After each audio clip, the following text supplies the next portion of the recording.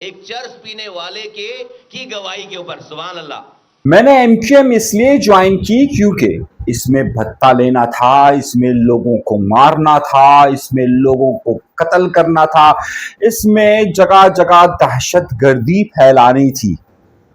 अदालत में यह बयान पढ़ा जा रहा था और जज साहब ने कहा, खैरियत है क्या? कभी कोई इसलिए बयान इस तरीके से देता है तो फिर अगर इसने इसीलिए एमक्यूएम ज्वाइन की होगी तो इसके खिलाफ तो कत्ल के बेतहाशा मुकदमात होंगे।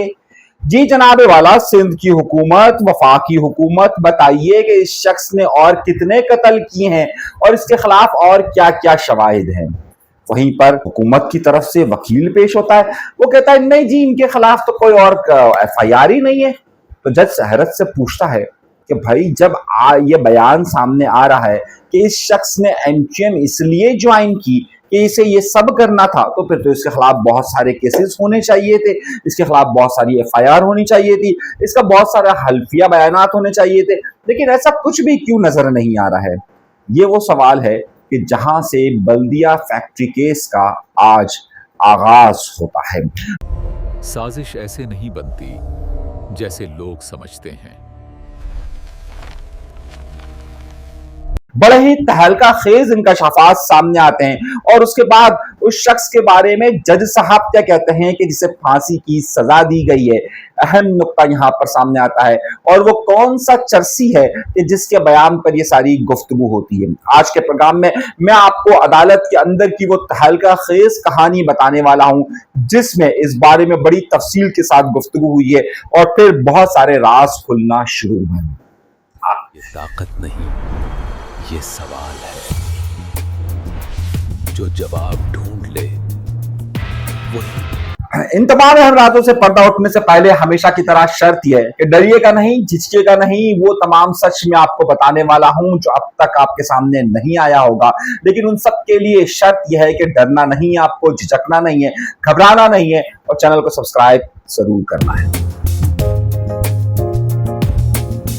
कहानी का आगाज यूं तो बल्दिया टाउन फैक्ट्री में आग लगी थी सितंबर 2012 के अंदर, लेकिन सितंबर 2012 के अंदर लगने वाली इस आग की असल परछाइयां सामने आना शुरू हुई 2015 में जब एमक्यूएम के खिलाफ ऑपरेशन शुरू हुआ।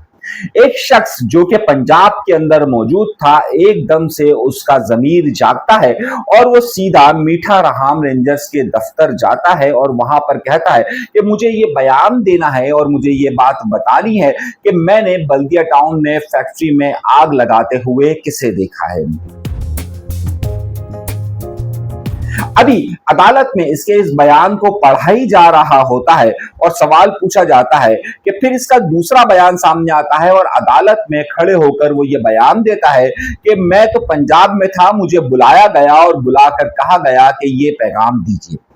आज की कार्रवाई के अंदर अदालत जो सबसे पहला सवाल पूछती है वो अरशद का ये बयान पूछती है। अरशद जो कि इस फैक्ट्री बल्दिया फैक्ट्री के अंदर जॉब कर रहा होता है, ये चर्स पी रहा होता है, ये एक चर्सी होता है और ये एक शख्स जिसका नाम जुबैर होता है उसके साथ चर्स पी रहा होता है और चर्स पीने के बाद वो ये देखता है कि एकदम से आग लग गई।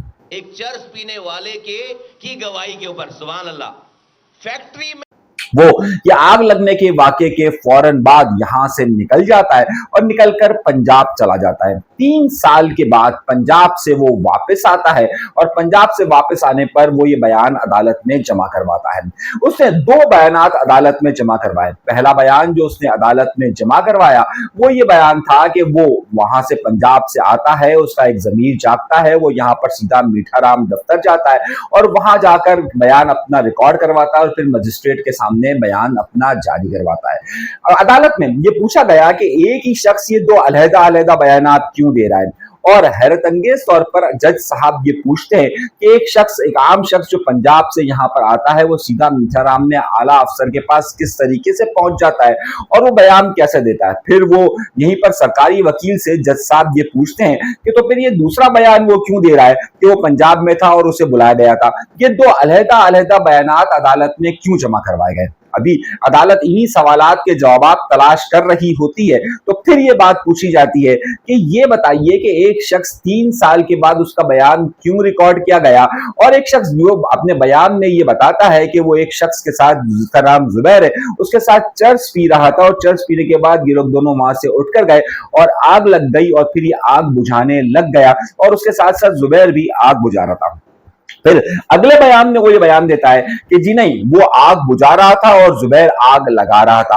तो अब यहां पर ये सवाल उठता है कि अच्छा, अगर जुबैर आग लगा रहा था तो फिर ये बताया जाए कि आखिर जुबैर ने आग लगाई तो वहां पर सीसीटीवी कैमरा मौजूद थे और ये तमाम के तमाम कैमराज और डीवीआर वो तमाम का तमाम महफूज था, तो किसी भी फुटेज के अंदर कोई आग लगाते हुए जुबैर क्यों नजर नहीं आया, जबकि तमाम के तमाम कैमरे सही मौजूद थे। अब जुबैर कौन है? जुबैर के मुतालिक ये कहा जाता है कि जुबैर इस फैक्ट्री का मुलाजिम था और 2 साल तक बाद में भी, यानी बल्दिया फैक्ट्री में आग लगती है, उसके बाद ये फैक्ट्री धोराजी में शिफ्ट होती है और धोराजी में जब ये शिफ्ट होती है तो वहां पर भी जुबैर इस फैक्ट्री के अंदर काम कर रहा होता है।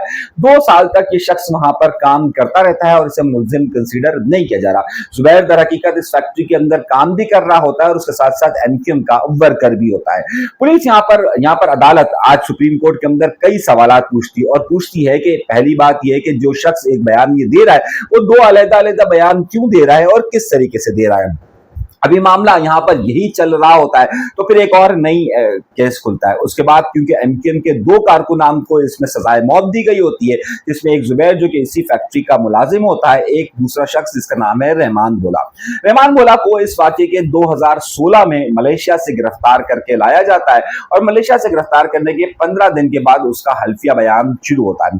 अदालत उसका हल्फिया बयान पढ़ना शुरू होती है और बयान का जो पहला पैराग्राफ होता है उसमें होता है कि मैंने एमक्यूएम इसलिए ज्वाइन की है क्योंकि यहाँ कत्ल, भत्ता और तमाम चीजें ली जा सकती है। अदालत पूछती है, उसी वक्त सरकारी वकील से पूछती है कि ये बताइए कि एक शख्स इब्तिदा में ही ऐसा बयान देता है और वो कहता है उसने एमक्यूएम इसलिए ज्वाइन की है, तो आप जरा ये बता सकते हैं कि जब वो इतना बड़ा कातिल, इतना बड़ा दहशतगर्द होगा तो उसके खिलाफ कोई और एफआईआर, उसके खिलाफ कोई और जुर्म कहीं पर कोई हुआ है या कहीं उसके खिलाफ कोई इस तरह का सबूत मौजूद है? तो सरकारी वकील बाकायदा न सिर्फ सिंध गवर्नमेंट के बल्कि वफाकी हुकूमत के भी ये तर्जुमान ये कहते हैं कि वहां पर कोई भी ऐसी एफआईआर इनके खिलाफ पूरे मुल्क में दर्ज नहीं है और ना ही इनके खिलाफ कोई एक मुकदमा दर्ज हो रहा है। तो पुलिस ये पूछती है, तो जज साहब ये पूछते हैं, तो फिर ये बताइए कि जब आप एक शख्स को इतना बड़ा कातिल और इतना बड़ा सब कुछ करार दे रहे हैं और उसके खिलाफ कोई और केस नहीं है, तो फिर ये बयान किस तरीके से दुरुस्त हो सकता है? और बयान की इब्तिदा ही इस तरीके से दी जा रही है, कौन शख्स अपने बयान की इब्तिदा इस तरीके से करता है? उस पर सवालिया निशान उठा लिए।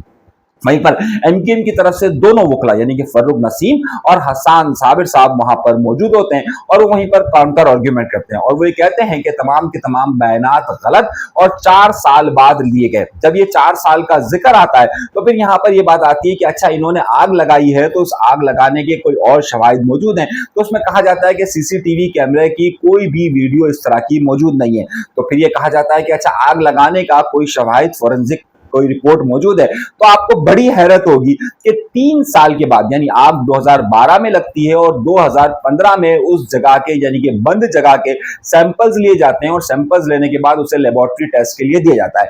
ये लेबोरेटरी टेस्ट 2 जगहों पर दिए जाते हैं, एक कराची यूनिवर्सिटी के अंदर कायम HEJ के अंदर दिया जाता है और दूसरा दिया जाता है पंजाब फोरेंसिक के अंदर। वहां पर जज साहब ये सवाल पूछते हैं कि क्या इन दोनों लेबोरेटरी के टेस्ट में ये बात सामने आई है, इसमें कोई ऐसा मवाद इस्तेमाल हुआ है कि जिससे आग लगाई गई हो? तो दोनों की रिपोर्ट्स में यानी कि HEJ की रिपोर्ट में भी और पंजाब फोरेंसिक की रिपोर्ट में भी ये बात सामने आती है कि ऐसा कोई मवाद नहीं है कि जिससे आग लगाई गई हो, लेकिन इस तरह के शवाहिद जरूर मौजूद है जिससे आग भड़क सकती है। अब क्योंकि ये फैक्ट्री थी और फैक्ट्री में बहुत सारे केमिकल्स मौजूद थे, तो दोनों रिपोर्ट्स में यह है कि इन फैक्ट्रियों में मौजूद केमिकल की वजह से आग भड़की है।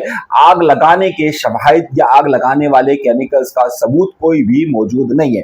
अब यहां पर जब अदालत इस बारे में सारी चीजें कर रही होती हैं तो अब एक नया सवाल खड़ा होता है और नया सवाल ये खड़ा हुआ होता है कि जब ये बातें सामने आ रही है कि हर एक के बयान में तजाद मौजूद है, किसी का बयान भी दूसरे के बयान के साथ नहीं मिल रहा है, इन जिनके बारे में कहा जा रहा है तो फिर क्या शवाहिद है? तो ये कहा जाता है कि जनाब इनसे भत्ता भी मांगा गया था। जब ये भत्ता लेने की बात की जाती है तो हैरतअंगेज तौर पर उस बयान के अंदर मौजूद है कि भत्ता लेने का कोई भी रकम, कोई मखसूस रकम का जिक्र ही कहीं पर मौजूद नहीं है। किसी के भी बयान में सिर्फ ये बात तो सामने आ रही है कि भत्ते की डिमांड की गई थी, लेकिन किसने भत्ते की डिमांड की थी और कितने भत्ते की डिमांड की थी ये कहीं पर भी मौजूद नहीं है। हैरतअंगेज तौर पर सिर्फ उस जमाने का जो माहौल था, उस माहौल की बुनियाद पर यह खबर बनाई गई।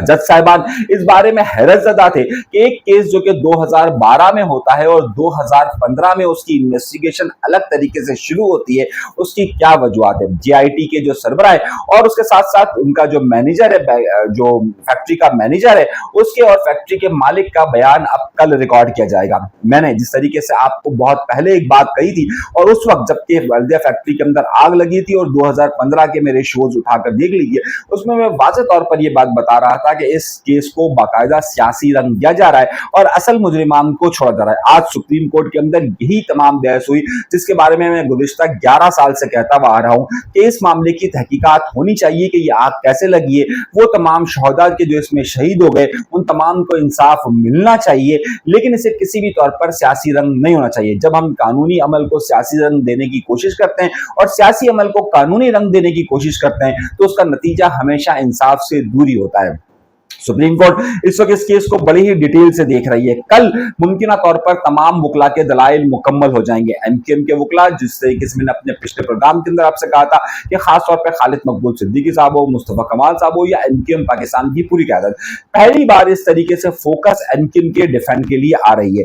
वहीं पर यह मामला चला कि हाईकोर्ट ने एक फैसला लिखा था और हाईकोर्ट ने उस फैसले में एक पैराग्राफ लिखा था कि एमक्यूएम एक दहशतगर्द जमात है और एमक्यूएम के ने ही ये कार्रवाई की है। उस पर सुप्रीम कोर्ट ने आज पूछा कि जनाबे वाला, अगर आपका हाई कोर्ट का ये बंदा फैसला दे रहा है और ये पैराग्राफ शामिल कर रहा है तो जरा ये बताइए कि इसी केस के अंदर रऊफ सिद्दीकी और कई बड़े नामों को शामिल किया गया था तो उनको फिर हाई कोर्ट ने क्यों बरी कर दिया था और उनके खिलाफ ये नाम क्यों आया था और सिर्फ 2 छोटे कारकुनान के नाम ही क्यों शामिल किए गए। ये बड़ी अहम बात थी जिस पर आज सुप्रीम कोर्ट ने बात की। सुप्रीम कोर्ट ने यह कहा कि ये बताया कि हाई कोर्ट एक सियासी जमात को किस तरीके से दहशतगर्द कह सकती है और अगर वो दहशतगर्द करार देती है तो फिर उसके पास कोई शवाहिद क्यों मौजूद नहीं है और उनके तमाम रहनुमाओं को वो क्यों बरी कर देती है और सिर्फ 2 ऐसे कारकुनान को कि जिनके खिलाफ भी कोई शवाहिद मौजूद नहीं है उन्हीं को ही क्यों सजा दी जाती है। ये सवाल आज सुप्रीम कोर्ट में बार बार पूछा गया। सुप्रीम कोर्ट में ये बात बार बार पूछी गई कि आखिर हाई कोर्ट ने एक सियासी जमात के मुतालिक ये जुमला क्यों लिखा है और किस लिए लिखा है, ये बताया जाए। और अगर लिखा ही था तो फिर ये बताए कि उनके तमाम रहनुमाओं को बाइज्जत तौर पर उसी कोर्ट ने क्यों बरी कर दिया। इसका मतलब यह है कि इस पैराग्राफ की क्या जरूरत थी। अब सुप्रीम कोर्ट कल इस पैराग्राफ पर बहस करेगी और खास तौर पर इस पैराग्राफ पर बहस करेगी कि आखिर इसे क्यों शामिल किया गया और क्या इसमें कोई बददियानती तो नहीं है। यह बहुत बड़ा सवाल सिंध हाई कोर्ट पर खड़ा होने वाला है कल अदालत के अंदर। तो कल की समाअत की डिटेल में आपको पूरी तफसील के साथ बताऊंगा। हमारे साथ रहिएगा, इजाजत दीजिएगा। अल्लाह के बाद।